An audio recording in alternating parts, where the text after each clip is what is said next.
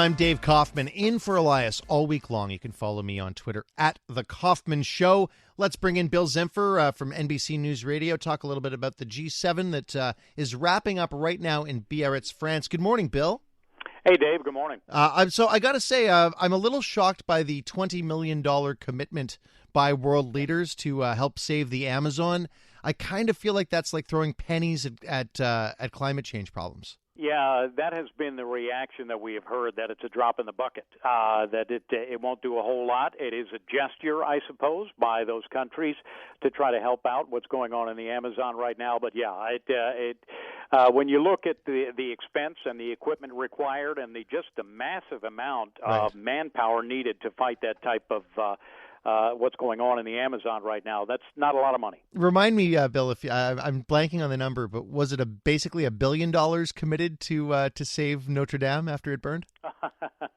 I'm not sure about that, but it was much more than they're putting in the Amazon. Good point. So the G7 is wrapping up, and I think probably the biggest surprise this weekend was the arrival of the Iranian foreign minister to the meeting.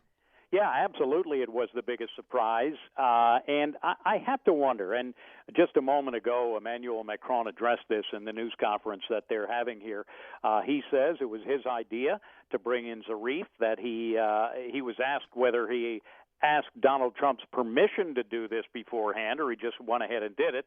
He said he made the decision to do it and informed the president about it, didn't ask permission about it. But it certainly was a surprise, and you have to wonder if Emmanuel Macron was trying to stage somewhat of an intervention here, trying to get Donald Trump and Javad Zarif in the same room during this summit to talk about the situation. Now, the president cut that off immediately when he was told about it, saying, I'm not going to meet with them, wrong time, wrong place. But it was an attempt, I think, by Emmanuel Macron to try to get something started on this. Now, he's also said in this news conference just a short time ago that he would like to see President Trump meet with Iranian President Rouhani in the next couple of weeks. Not sure that can happen. If you listen to what the president has said, he says there's a lot that needs to happen before they can actually get to the bargaining table, meaning that Iran has to get back within the scope of the guidelines that are on it now, and has to stop destabilizing behaviors in the region. As we know, though, Bill, those goalposts can really move a lot, as we saw by the fact that we've now seen 2 meetings between the president of the United States and the dear leader of North Korea. And talk of a third. So absolutely.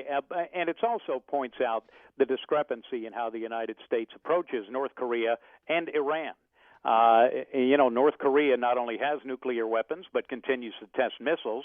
President Trump says he is okay with that, where with Iran, he will not tolerate them having nuclear weapons. And just a short time ago, about a week ago, there was talk of Iran perhaps testing a missile, and that prompted a lot of attention from the United States.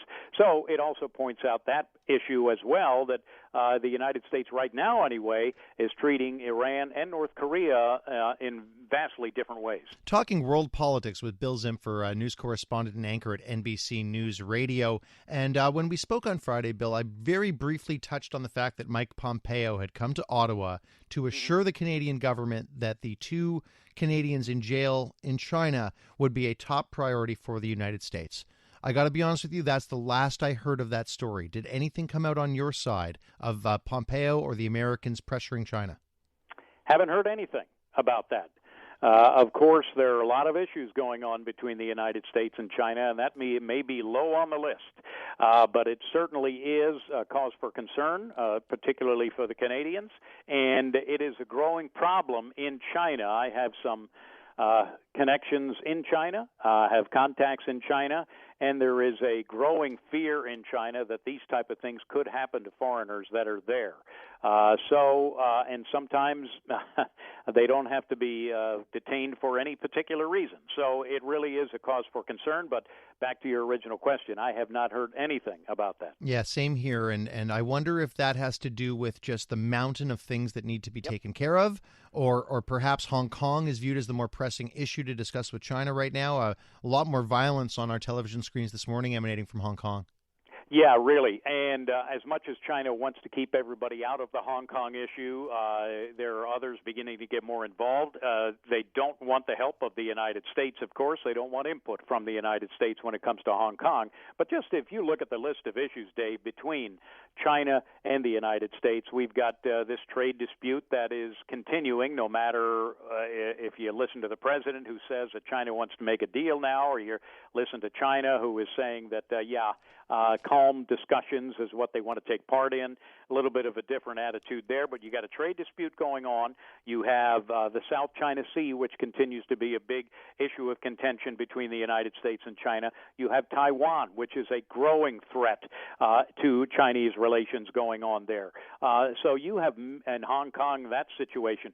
So you have many issues between the United States and China that if Mike Pompeo would go to China and say, we need to discuss these Canadians being held, I would think that China might say, and Pompeo might admit, that we've got some bigger fish to fry before we can get there. Well, I think the response from China would be, and as soon as Meng Wanzhou from Huawei is released from a Canadian jail, then we can have that conversation. Yeah, and the United States is involved in that as well, seeking extradition. So, that's right. I mean, there are so many things that make this a very, very tangled web. Well, good thing we have such confidence in the strong leadership at the top of the table, right, Bill? That's right. Thank you so much. Always appreciate it. I feel like this could have gone on for hours, but even what we just covered was already kind of overwhelming, wasn't it? Yeah, it really was. A lot to talk about, many different facets to this whole thing. Bill Zimpfer from NBC News Radio. Always a pleasure. Thank you. Thanks, Dave. Wow. Hard to find the one big takeaway from that other than the sarcasm at the end. All of this is going on, and Donald Trump is at the helm. It's really something to see as the questions about the 25th Amendment become more and more, well, they're getting louder. That's the removal of the president for not being competent. The 25th Amendment allows a majority of the cabinet, I think it's all of the cabinet actually, has to sign off on it. Probably not going to happen when you look at the sycophants in that cabinet. But Lord knows when someone's talking about nuking hurricanes, and that's like the 18th thing on the list.